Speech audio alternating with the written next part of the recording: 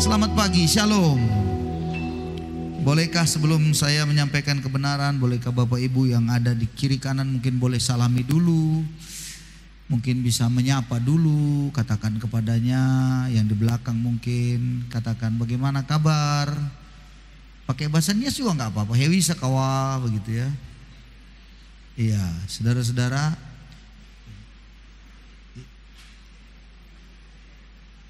kalau kita mau beribadah itu wajah itu agak, tolonglah agak apa ya, sukacita, nampak senyum gitu.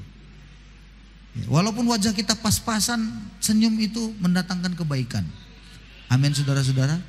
Ini sudah wajah pas-pasan, nggak senyum lagi, bencana alam betul saudara-saudara ya. Hari ini kita akan belajar firman Tuhan lagi saudara-saudara. Mari kita lihat kebenaran. Masih sedikit banyaknya tentang mengapa dan arti penting kita, tujuannya begitu ya, disiplin rohani yang kita lakukan. Jadi kita perlu tetap belajar kembali pada hal itu. Nah sekarang pertanyaannya, kenapa sih kita melakukan disiplin di dalam diri, disiplin rohani, disiplin diri begitu ya.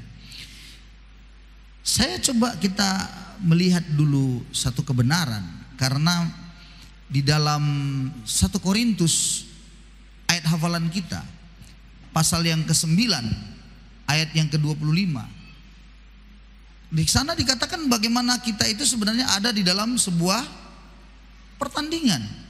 Nah pertandingan itu diminta kita supaya apa? Menguasai diri dalam segala hal. Penguasaan diri kita itu dalam segala hal saudara-saudara. Nah ini penting sekali untuk kita sadari. Ayat yang ke-25 dikatakan tiap-tiap orang turut mengambil bagian dalam pertandingan. Tiap-tiap orang, jadi nggak ada, tidak, semua orang, berarti tiap-tiap orang turut ambil bagian dalam pertandingan. Dia akan menguasai dirinya dalam segala hal. Mereka berbuat demikian untuk memperoleh suatu mahkota yang fana, tetapi kita untuk memperoleh suatu mahkota yang abadi. Jadi suatu mahkota yang fana, tetapi juga untuk kita secara rohani memperoleh mahkota yang rohani, yang abadi.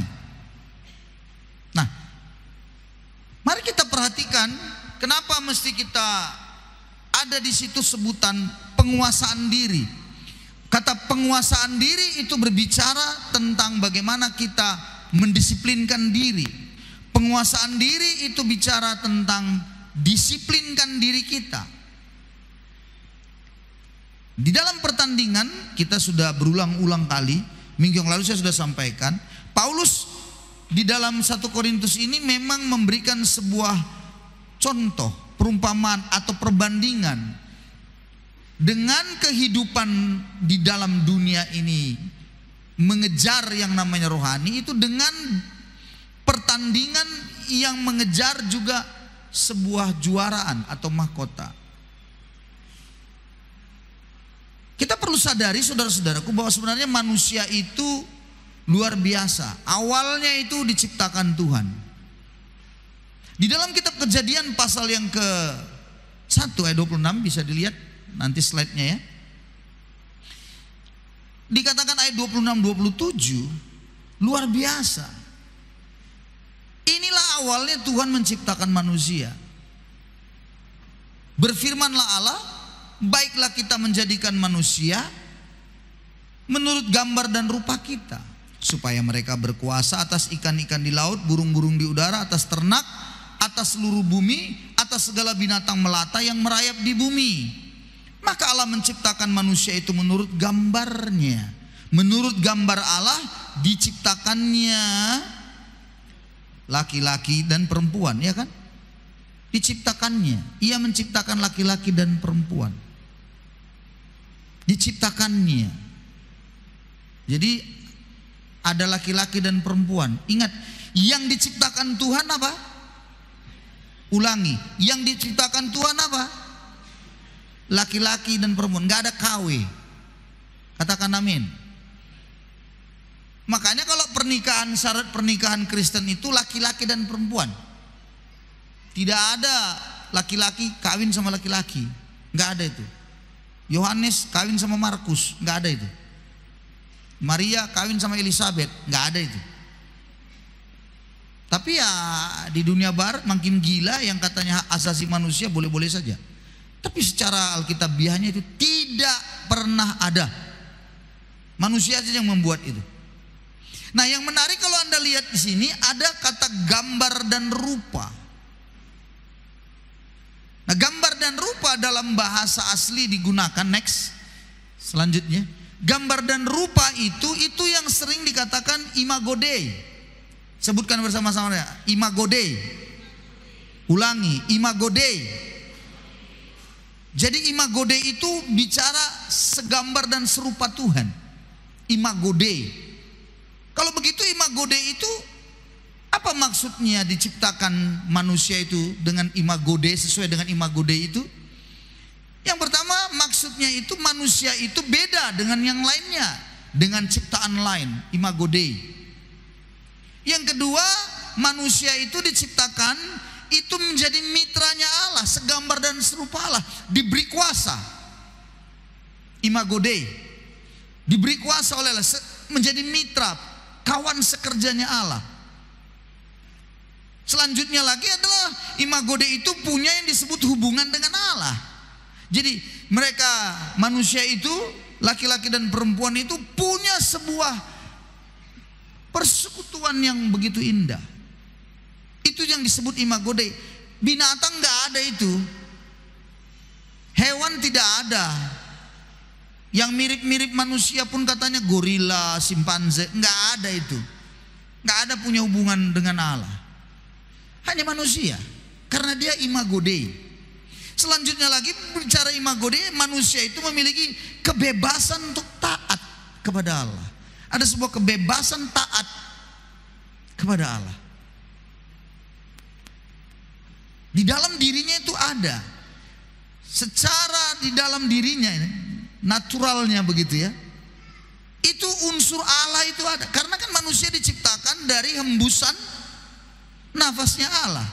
Dibentuknya dulu tanah liat itu dengan debu tanah itu, lalu dihembuskannya, jadilah manusia. Jadi manusia itu disebut manusia yang hidup, makhluk yang hidup. Jadi ada unsur Tuhan di situ. Maka oleh karena itu unsur Tuhan, maka kita juga sebenarnya harus sadar bahwa tanpa Tuhan kita nggak bisa buat apa-apa. Katakan amin. Karena ada unsur Tuhan. Begitu indah hubungan dengan Allah, begitu manis semuanya. Manusia taat pada Allah dengan berbagai hal yang bisa diberikan kuasa oleh Tuhan mengatur, mengelola dunia. Namun sayang, manusia jatuh dalam dosa. Di dalam kejatuhan inilah akhirnya, dengar baik, di dalam diri jiwanya manusia ini ada sesuatu yang perlu ditaklukkan. Ada sesuatu yang harus dikuasai. Dengarkan saya baik-baik.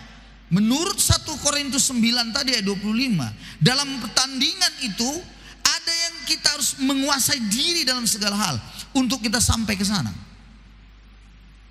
Jadi akibat kejatuhan manusia, rusaklah semuanya, termasuk manusia itu sendiri. Dunia ini rusak, manusia juga rusak. Udah makin lama makin rusak karena dosa dan terus dosa. Maka oleh karena itu dengan keadaan manusia yang berdosa itulah, maka manusia itu harus mampu menguasai dirinya dalam segala hal, mendisiplinkan dirinya. Nah, di sini ada yang mampu, ada yang tak mampu. Artinya jatuh lagi. Udah berdosa dari awal, Adam dan Hawanya, dosa asalnya, mencoba menjalani hidup, jatuh lagi di situ. Nggak bisa dia kuasai, makin hancurlah. Jadi saudara-saudara, pertandingan itu waktu kita lari menuju ke sana. Minggu yang lalu saya sudah bicara bahwa kita perlu firman. Katakan amin. Nah sekarang saya mau berbicara bagaimana kita bicara penguasaan dirinya itu perlu sekali. Kalau tidak, Anda tidak akan makin baik. Halo, Anda dengarkan saya. Anda berjalan nih, berjalan. Ini di sana nih. Ingat, waktu Anda melangkah dan melakukan disiplin diri dengan baik, langkah ketiga Anda di sini, kalau Anda lakukan disiplin diri dengan benar, Anda lebih baik pada langkah ini daripada langkah sebelumnya. Halo, keadaan Anda pada langkah waktu Anda sudah mulai mendisiplinkan diri dan melakukan disiplin rohani, langkah Anda yang ketiga keempat itu lebih baik daripada langkah Anda yang di sana. Itu sebabnya nasibmu pun akan berbeda, lebih baik daripada di sana. Halo, lebih baik nasibmu di sini ketika kau melakukan disiplin itu, menguasai diri dalam segala hal.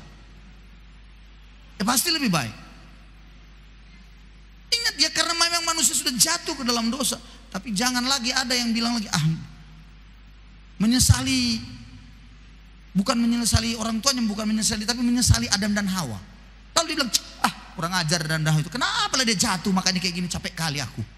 Ngapain kau pikirin lagi, udah lewat puluhan ribu tahun yang lalu. Bodoh-bodoh. Sekarang kau sudah jalan hidup, kau sekarang ada di sini. Ya sudah itu, maka kau melakukannya. Disiplin rohani. Lalu untuk apa kita lakukan disiplin rohani? Karena kita melangkah itu kan kita harus menguasai diri dalam segala hal. Ternyata ada yang gagal. Mengapa ada yang gagal? Karena dia tidak melakukan disiplin rohani. Kalau begitu disiplin rohani itu apa gunanya? Disiplin rohani itu gunanya adalah kita memperoleh kasih karunia Tuhan yang memampukan kita melangkah dan kita menang. Halo, itu gunanya disiplin rohani. Makanya kau harus lakukan doa, baca firman, puasa, supaya Anda melakukannya Anda menang karena beroleh kasih karunia dari Tuhan. Jadi disiplin rohani itu adalah sarana kita memperoleh kasih karunia Tuhan, sehingga memampukan kita untuk menang, melangkah, dan nantinya di sana ada mahkota yang abadi. Banyak orang nggak mau melakukan disiplin itu. Tak usah jauh-jauh dulu. Kadang aku sendiri heran. Ada jawabannya sebenarnya pada diri kalau dia melakukan disiplin, tapi berharap terus karya Tuhan mendoa-doakan, minta didoa-doakan terus. Ada jawabannya. Contoh, ada seorang bapak datang, Pak Pendeta dengan istrinya. Pak Pendeta, kami datang, kami ingin mohon didoakan. Oh iya boleh, apa? Begini Pak Pendeta, ini sudah bulan 12 nanti, tapi rencana kami Pak Pendeta, kalau bisa tahun depan, pas nantinya itu tahun ajaran baru, ada yang kita mau buka usaha. Oh ya bagus. Apa? Ya adalah tempat usaha jualan atau apa. Tapi itulah Pak Pendeta, mohon doanya. Kenapa? Biayanya itu Pak Pendeta 1 tahun 15 juta. Lalu ya itulah, bagaimana nanti pertolongan Tuhan Pak Pendeta, doakanlah kami ini. Kayaknya rohani kan? Oh iya bagus kan? Bagus, tidak ada yang salah. Lalu saya tanya padanya, Bapak merokok? Apa jawabannya? Iya Pak Pendeta. 1 hari berapa bungkus? Ya gak pernah lah mencapai 2 bungkus Pak Pendeta. Ya paling 1-1,5 bungkus sehari. Oh iya. Terus kalau itu 1,5 bungkus 1,5, kira-kira berapa itu Bapak beli? 25.000, 30.000, 40.000 lah kadang-kadang sehari begitu. Oh iya. Oke, iyalah kita berdoa. Tapi saya mau tanya, Bapak yakin dijawab Tuhan doanya? Ya itulah Pak, makanya kami datang sama Pak Pendeta. Kalau saya nggak yakin Tuhan jawab. Loh, kenapa Pak Pendeta? Jawabannya ada sama Bapak. Maksudnya, coba kau disiplinkan dirimu. Aku jadi mau marah jadi mendengar gitu. 30.000 1 hari. Kali 30 hari 1 bulan 900.000. 1 tahun berapa? 10.800.000. Sudah bisa. Gak perlu kau doa, Tuhan tolong, Tuhan tolong. Maka hidupmu lebih baik kalau lebih sehat dan ada uangnya. Apalagi? Kadang-kadang gak masuk di akal saya jawaban-jawaban yang aneh. Semua mau berharap didoa-doakan. Bukan salah saudara saya katakan. Tapi ada bagian kita, itulah mendisiplinkan diri. Ngerti maksud saya? Sama dengan tadi pagi anak-anak saya bilang, kau gak pernah mendisiplinkan dirimu, gak pernah kau belajar, tapi mau ujian ini sebentar lagi. Lalu doamu mantap. Tuhan berkati, Tuhan biarlah aku ini Tuhan bisa menyelesaikan nanti soal, terutama yang ujian P3K CPNS sekarang. Kan berdoa, Tuhan tolong Tuhan, tapi gak pernah belajar. Bisa itu. Terus berdoa saja, meniri-niri terus doanya. Lalu pada waktu ujian, itu yang namanya pengawas bilang sebelum kita memulai, Anda buka lembaran soal, saya berharap semua kita tolong berdoa menurut ajaran dan kepercayaannya masing-masing. Berdoa dulu kan? Dia berdoa lagi, Tuhan bukakanlah pikiranku Tuhan, biar bisa aku menjawab soal-soal ini. Luar biasa bukan? Ya bukan? Bukakan pikiran. Bergetar dia. Haleluya. Bukakan. Tahu? Dibukanya soal, bingung dia. Soal nomor 1. Berdoa lagi, Tuhan bukakan pikiran. Apa kata malaikat? Malaikat langsung jawab. Jawab malaikat, dari tadi sudah kubuka pikiranmu, tapi kosong Oon katanya. Apa mau dibuka lagi? Dari tadi udah terbuka, nggak ada isinya. Itulah disebut dengan apa? Kebodohan bagi kita umat Tuhan kadang-kadang. Disiplin diri itu penting. Doa juga penting. Tadi udah saya bilang bahwa ada unsur Tuhan, bukan? Makanya suka saya bilang disiplin dengan kita doa itu seimbang harusnya. Jangan tuntut Tuhan saja, kita juga. Ada bagian Tuhan, ada bagian kita. Nangkap saudara-saudara maksud saya? Maka kuasai diri gitu, kuasai diri. Imago Dei itu sudah rusak. Imago Dei yang dari awal begitu sempurna, udah kacau semuanya. Itu sebabnya diharapkan kita ini menguasai diri. Tapi bagaimanakah rusaknya ini, kita nggak akan mampu menang karena sudah dalam dosa, diikat oleh iblis karena dosa itu. Tapi yang menarik adalah Kolose berkata,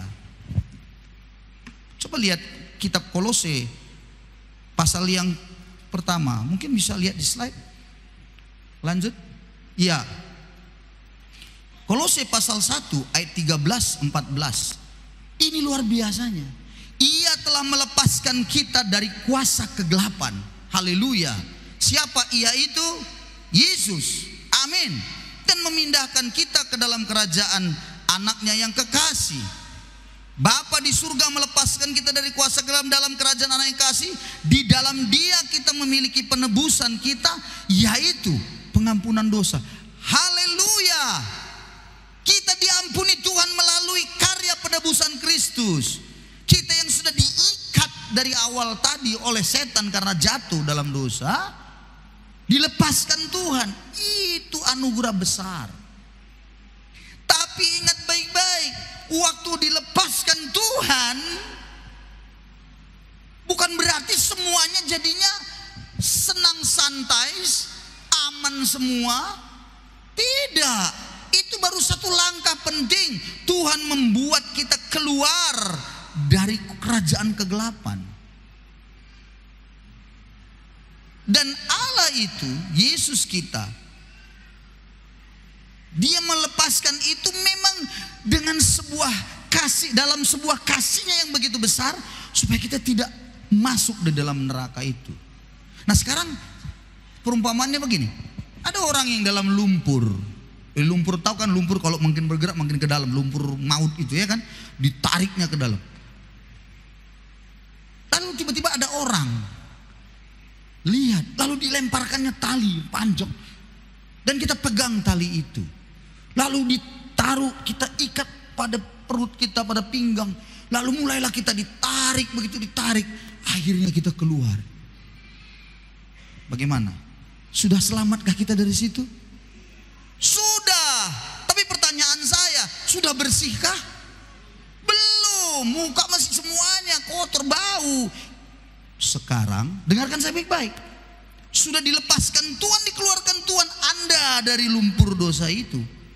Sekarang bagian Anda apa? Hah? Pergilah, carilah air bersih, cucilah, bersihkanlah.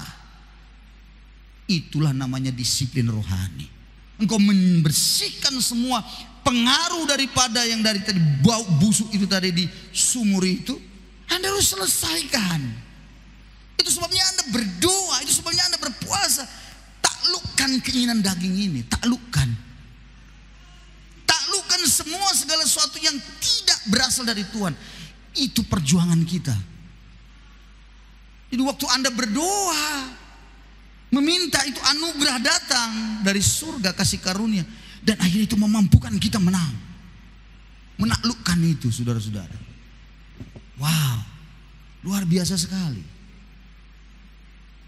Kita di dalam menjalani hidup jangan cuman mau apa? Jangan cuman mau mengejar berkat. Jangan cuman mau mengejar selesai dari masalah. Apa yang harus kita kejar? Dengarkan saya baik-baik.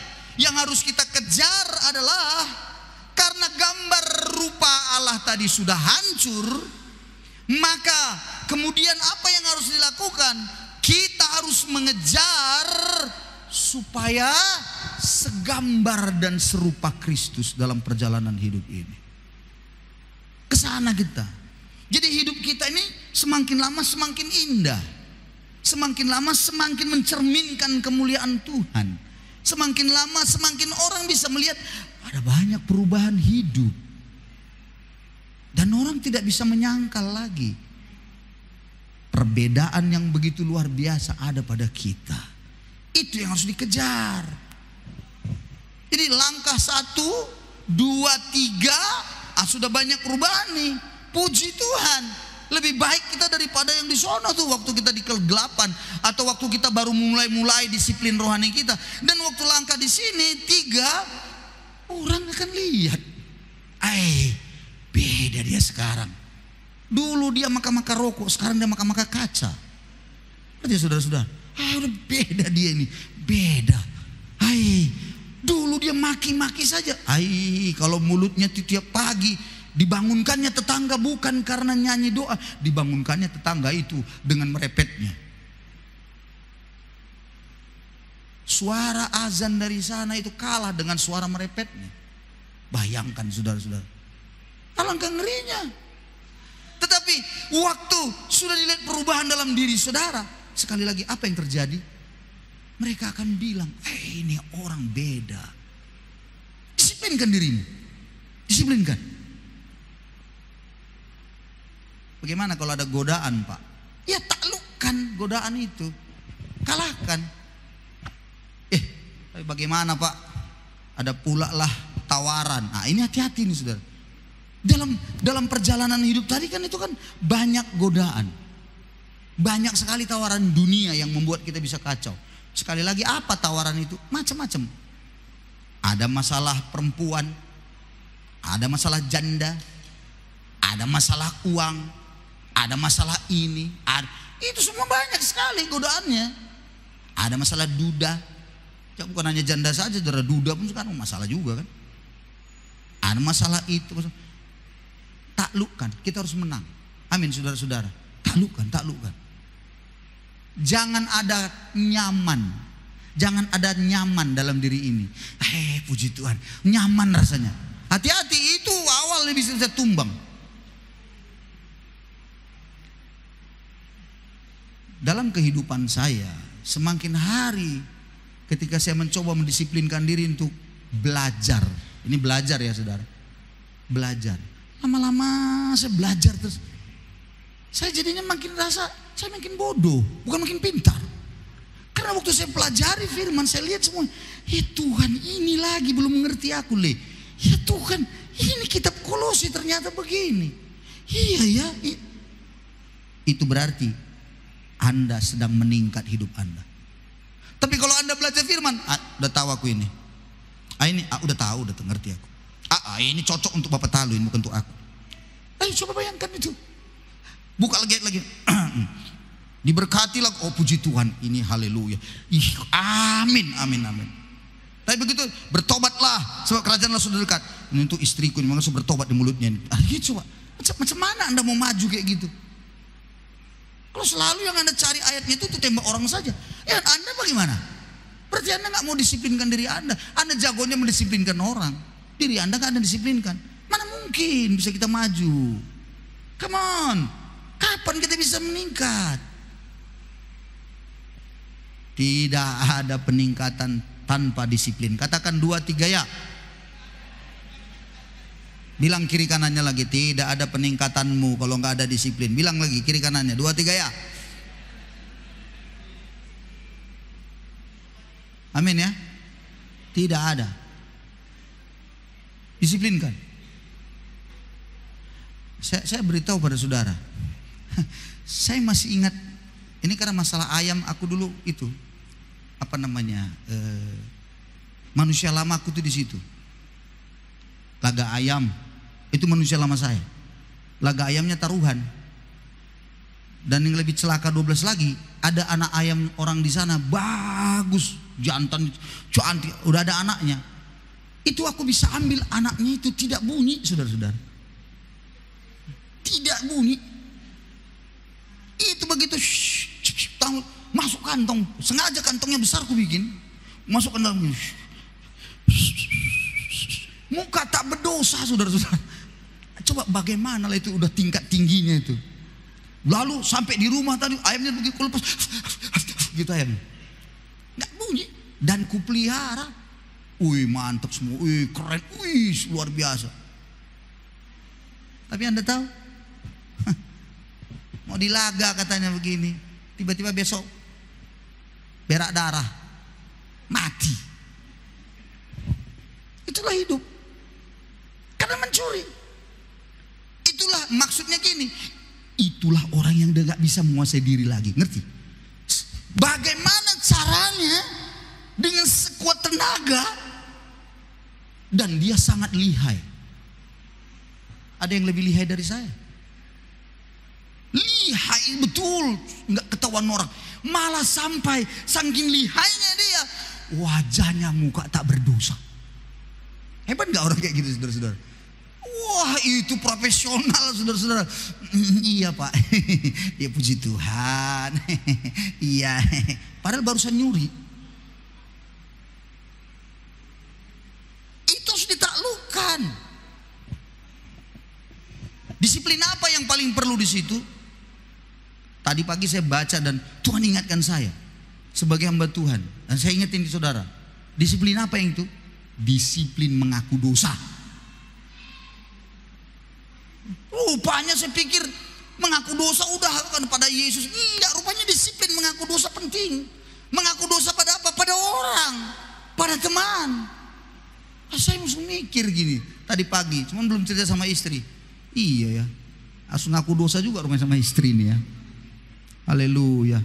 Tapi gue tanya dalam hati gue gini, tapi dia duluan lah. Coba bayangkan sombongnya itu kan. Bagusan dia duluan lah yang ngaku dosa, barulah aku nanti. Kalau aku sikit-sikitnya dosaku, istriku yang paling banyak. Macam kalau begitu bagaimana mau maju, saudara-saudara? Ternyata saya harus disiplin, disiplin mengaku dosa. Banyak. Saudara-saudaraku, jadi kita semua harus arahkan diri dalam perjalanan hidup pertandingan. Kuasai diri kita. Kenapa? Karena arahan kita mau segambar dan serupa Tuhan. Karena gambar dan rupa imago Dei itu sudah hancur dahulu di zaman Adam dan Hawa. Sekarang ada gambar dan rupa Allah yang baru datang ke dalam dunia. Namanya Kristus. Dialah menjadi satu-satunya sebagai acuan kita bagaimana hidup. Kita lanjut tadi di dalam kitab Filipi, belum selesai. Mari kita dalam kitab Kolose maksud saya. Mari kita lihat ayat yang ke-15, tadi 14 kan setelah kita ditebus. Ayat yang ke-15 sekarang. Coba kita baca sama-sama. 2, 3 ya.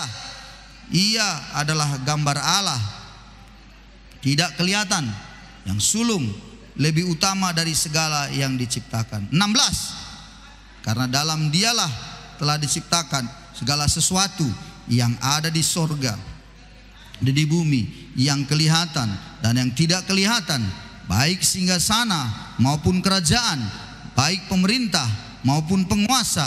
Segala sesuatu diciptakan oleh Dia dan untuk Dia. 17. Ia ada terlebih dahulu dari segala sesuatu, dan segala sesuatu ada di dalam Dia. Haleluya. Yesuslah gambaran Allah yang katanya tidak kelihatan. Bisa Anda lihat Allah?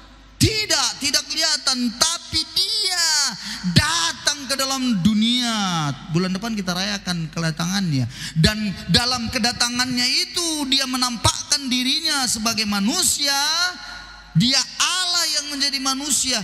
Dialah gambaran Allah itu. Imago Dei tadi, Adam itu sudah rusak, udah nggak bisa lagi, udah nggak jelas lagi. Bagaimana kita bisa belajar dari Dia? Dia menuntun umat, Dia menuntun orang lain, dan nggak bisa, udah rusak. Sekarang ada penuntun baru yang sempurna. Dia Allah yang sesungguhnya, pencipta, dan Dia ada sebelum segala sesuatu ada. Dan Dia adalah yang sulung. Dengarkan saya baik-baik. Dengarkan saya baik-baik. Yang sulung. Yesus yang sulung. Katakan 2, 3 ya. Yang sulung. Lah kalau yang sulung, berarti ada yang kedua, ketiga, keempat, kelima, keenam, dan selanjutnya. Amin saudara-saudaraku. Yang sulung adalah Yesus Kristus. Yang kedua itu siapa? Hah? Bisa jadi Anda yang kedua, ketiga, keempat, kelima, keenam. Bisa. Kenapa saudara-saudara? Karena tadi kita sudah mendisiplinkan diri kita untuk kita belajar untuk menang dan mengarah kepada Kristus, sehingga gambaran Kristus ada pada kita, sehingga kita yang kedua, ibu yang ketiga, bapak yang keempat. Ya kan? Bisa jadi kan? Coba bilang kiri kanannya dulu. Bisa jadi kau yang ketiga. Bilang keempat. Bilang dulu kiri kanannya, kau yang ketiga. Kan gak ada yang percaya. Masa aku yang ketiga? Ke-1000 lah. Oke, yang ke-1000. Oke, gak apa-apa. Yang ke-10.000. Oke, Anda yang termasuk yang ke-10.000, karena manusia ini banyak. Ya begitu kan? Gak apa-apa juga. Mungkin yang ke-1.000.000. Gak apa-apa. Tapi ini patronnya itu, yang sulung itu Yesus. Jadi semuanya ada di dalam Dia. Dan hari ini, bagaimana mendapatkan kasih karunia daripadanya yang bahkan memampukan kita menang? Disiplinkan rohani. Disiplin rohani itu penting. Anda datang menyembah Tuhan, Dia memberi kasih karunia-Nya. Anda merenungkan firman Tuhan, membuat Anda mampu berjalan. Terus Anda berpuasa. Oh Tuhan, Anda disiplin di dalam bersyukur. Anugerah itu akan datang pada saudara. Dan itu akan melewati, dan kita akan bisa melewati setiap tantangan. Amin saudaraku. Yang terakhir, di dalam kitab Ibrani. Next selanjutnya. Ibrani pasal yang pertama, di ayat ini juga bicara tentang cahaya, ya, kemuliaan Kristus. Pasal yang pertama itu, ya, ayat yang ketiga dan keempat. Ia adalah cahaya kemuliaan Allah dan gambar wujud Allah, dan menopang segala yang ada dengan firman-Nya yang penuh kekuasaan. Dan setelah Ia selesai mengadakan penyucian dosa, Ia duduk di sebelah kanan yang maha besar, tempat yang tinggi, jauh lebih tinggi daripada malaikat-malaikat, sama seperti nama yang dikaruniakan kepadanya jauh lebih indah daripada nama mereka. Amin. Ia Kristus, cahaya kemuliaan Allah, gambarnya wujud Allah. Jadi Mari kita semua, ya kalau sudah imago Dei yang rusak-rusak tadi semua, sekarang kita mau kembalikan menjadi imago Dei yang sesungguhnya di dalam Tuhan. Amin saudara-saudara. Imago Dei yang dulu itu sudah rusak karena dosa. Sekarang Kristus mengampuni dosa kita. Dia menebus kita dan menyelesaikannya. Dan kita berjalan dalam Tuhan. Minta anugerahnya memampukan kita untuk mampu menang. Kuasai diri Anda, disiplinkan diri Anda. Disiplin rohani Anda lakukan terus. Saya percaya Tuhan akan menolong saudara dan memberkati saudara dalam perjalanan Anda selanjutnya. Tuhan memberkati kita semuanya. Mari kita beri tepuk tangan pada Yesus kita yang luar biasa. Haleluya. Mari kita datang pada Tuhan.